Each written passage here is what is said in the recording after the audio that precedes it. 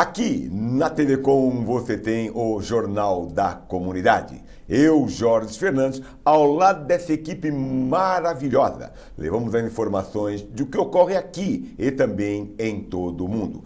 Aumente o volume, por favor, que é muito importante falar de Porto, falar de pessoas, falar de nós. Deixa eu colocar meu óculos, por gentileza, que diz o seguinte: inovação tecnológica é uma das pautas mais urgentes para o setor portuário.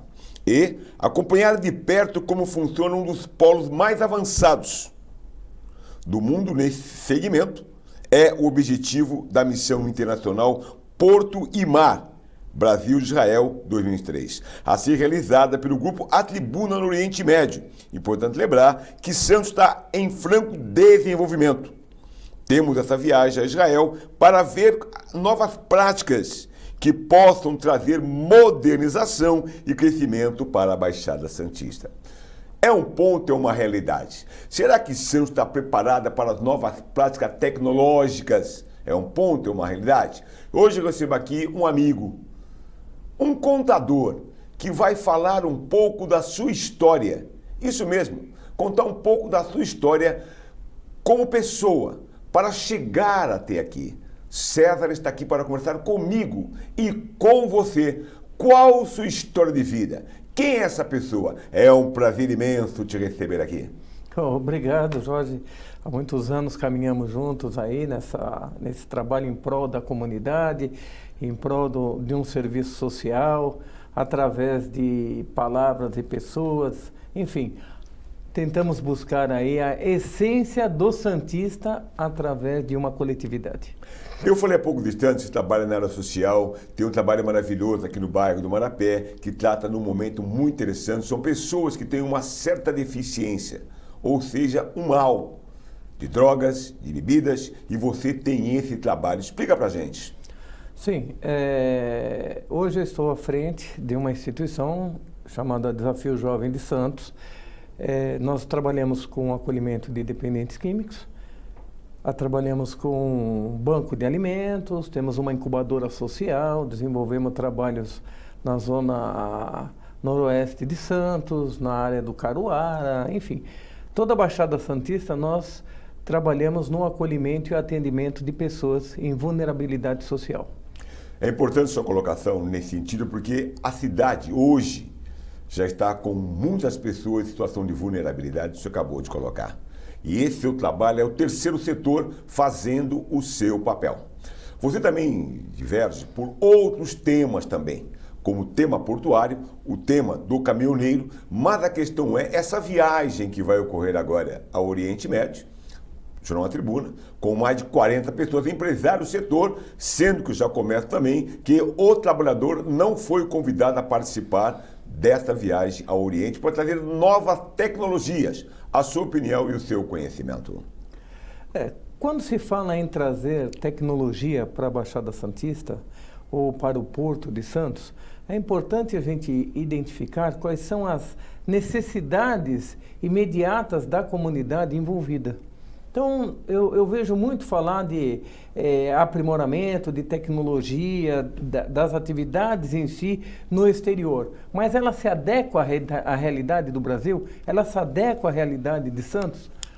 Vamos trazer. Eu estava lendo hoje uma reportagem a respeito do navio de gás, que tem aqui uma coisa que representa 55 vezes as bombas de Hiroshima, se tiver explosão. Que está aqui, agora o novo presidente da SPA vai estar se manifestando a respeito. Essa viagem que foi feita para buscar tecnologia, eu gostaria de saber qual é a tecnologia que vai ter para baixar o calado, porque o nosso calado é baixo. Para que trazer grandes equipamentos se não consegue nem passar na garganta lá? Então, são demandas das quais, antes de se buscar alternativas tecnológicas, tem que resolver elas físicas aqui. Hoje nós vamos aí no Jardim São Manuel, o primeiro bairro de Santos, em comunidade, em vulnerabilidade, e nós estamos procurando o quê? O túnel, a ponte. Há quantos anos? Eu moro em Santos há 40 anos, eu escuto essa história aí de ponte, de túnel, de não sei o quê. Não vejo avanço nenhum. Não vejo avanço nenhum. É importante lembrar que ia ocorrer uma audiência pública Então, o túnel vai demorar mais um pouco, como colocou bem o César Augusto Pereira. Vai demorar mais um pouco porque a audiência pública foi cancelada. Portanto, aí, vamos aguardar, não sei, 10, ou um dia, ou um ano, ou 50 anos, para ter essa ponte, ou esse túnel ligando Santos agora já. O nosso tema hoje aqui é muito importante, que é imposto de renda, que vence o prazo agora. Mas eu não poderia deixar passar com relação aos caminhoneiros do Porto de Santos. Estacionamento, reforma do porto, a situação do caminhoneiro em breves palavras, por favor.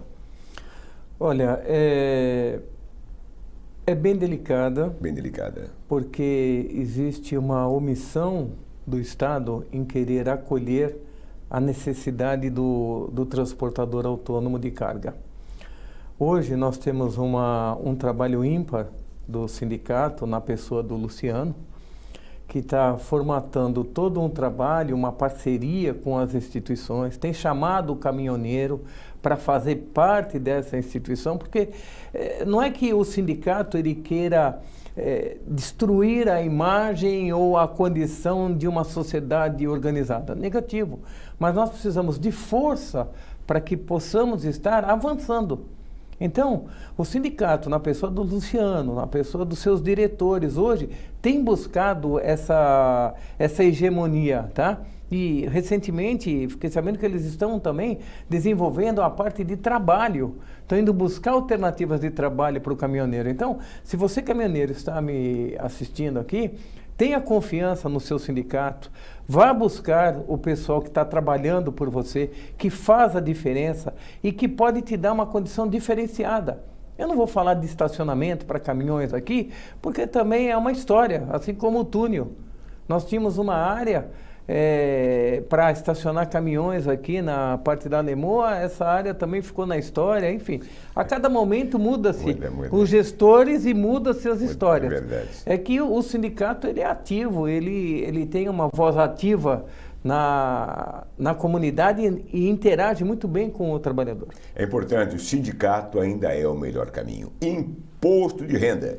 No próximo dia 31, vence o prazo dado pelo governo federal. Primeira questão, esse prazo pode ser prorrogado? E também, uma categoria perdeu já data no dia 28 de fevereiro. César Augusto Pereira. Bom, falar de imposto de renda é bem complicado. Bem complicado. Porque a mentalidade do brasileiro ainda, ela é focada numa época em que usávamos formulários. Era formulário rosa, formulário azul, formulário verde. E hoje a Receita Federal ela se tornou 100%, eu vou lhe dizer até mais, 110% operacional. E criou mecanismos que controlam as informações. Então, a mentalidade do contribuinte é de fazer alguns ajustes na hora da declaração, quando hoje o controle já é total. Um exemplo disso é que, lá no escritório, quando nós fazemos a entrega da declaração e essa já vem pré-preenchida via certificação digital, ela em 15 minutos está processada e liberada para pagamento ou para em fila de restituição. Então existe uma celeridade no processo de informações muito grande. Essa questão com relação ao prazo do dia 31 e também uma categoria que já perdeu a data no dia 28 de fevereiro. Bom, não vai haver, eu nunca vi isso, só se nessa gestão de governo agora nós tenhamos essa mudança, mas Perfeito. Não vai haver. Já houve, olha só, nós temos como prazo de 1º de março a 30 de abril, está institucionalizado. Esse ano especificamente houve uma flexibilização de prazo, onde iniciou dia 15 de março e vai até dia 31 de maio. Mas como todo bom brasileiro, em março nós não tivemos movimento no escritório, em abril não, mas nesses últimos dias a gente atende quase 20, 30 pessoas por dia querendo levar informação, querendo entregar. Só que existem outras informações que complementam a declaração do imposto de renda. Eu vou dar um exemplo. Então, existe uma declaração chamada DME, tá? Essa declaração é referente às movimentações físicas em espécie, em dinheiro. Então, o contribuinte era obrigado, no ano de 2022, que movimentou valores acima de R$30 mil, pessoas físicas, a estar informando a Receita Federal aquela movimentação. quem recebeu e quem passou o dinheiro, acima de 30 mil. E o prazo da entrega era até o último dia útil subsequente ao mês do fato. Perfeito. O que as pessoas fazem hoje? Ah, não, faltou dinheiro, ou entrou dinheiro, ou recebeu um aluguel que não declarou, alguma coisa assim, fala, eu vou colocar que o meu tio emprestou dinheiro. Quanto? 100 mil. Lascou. Mandou os dois para a malha. Por quê? O tio que deu dinheiro, mas não informou o ano passado, e ele que declarou que recebeu o dinheiro. Então, aquela legalização Gerson, sabe? A lei do Gerson, agora não existe mais. A Receita Federal está num controle rigoroso, tem mais de 12 tipos de informações que são passadas para a Receita, que quando você entrega, ela faz apenas os ajustes. Tanto é que a declaração não é declaração do imposto de renda da verdade, da real verdade momentânea, não. É uma declaração de ajuste anual, não é declaração de verdade absoluta. Perfeito. Eu tenho duas questões para encerrar essa participação, César. Com relação à despesa dedutível e também pensão alimentícia e alimentação. Em junho de 2022, o STF decidiu que na pensão alimentícia, quem recebesse os valores de pensão estaria isenta do pagamento do imposto de renda. E essa decisão atingiu este ano de 2022, quer dizer, 23 referente a 22, no próprio sistema da declaração já vem previsto isso, mas os últimos 5 anos. Então a pessoa pode entrar nas suas declarações, quem recebeu pode entrar nas suas declarações e corrigir e passar como rendimento isento. Vírgula. Qual o problema que a gente enfrenta nisso? E você, contribuinte que está nos ouvindo e que passa por isso, procure o profissional na área contábil para poder lhe auxiliar a estar corrigindo isso. A pessoa recebeu a pensão, tinha que pagar um imposto, não tinha dinheiro, parcelou o débito. O que acontece? Hoje, ele não consegue corrigir a declaração que a lei fala que é para corrigir e não consegue reaver o dinheiro que ele pagou em parcelamento. Então, são processos distintos. A correção tem que ser fisicamente na Receita Federal, na unidade da circunscrição do contribuinte. E o segundo processo é pedir que seja considerado a entrega da declaração, apresentar a sentença, enfim, toda a documentação que gerou o parcelamento, para pedir o cancelamento do parcelamento e possível restituição. Quer dizer, em 10 anos você não recebeu o dinheiro de volta. Contador César Augusto Pereira, foi um prazer imenso te receber aqui. Olha, eu agradeço a abertura do espaço para que a gente pudesse estar falando a respeito de diversos assuntos, tá? E as pessoas saberem que existe uma esperança, perfeito, existe uma condição. Só que nós precisamos, como cidadãos, estar participando dessas decisões e procurar as nossas lideranças para que possam estar falando com a gente.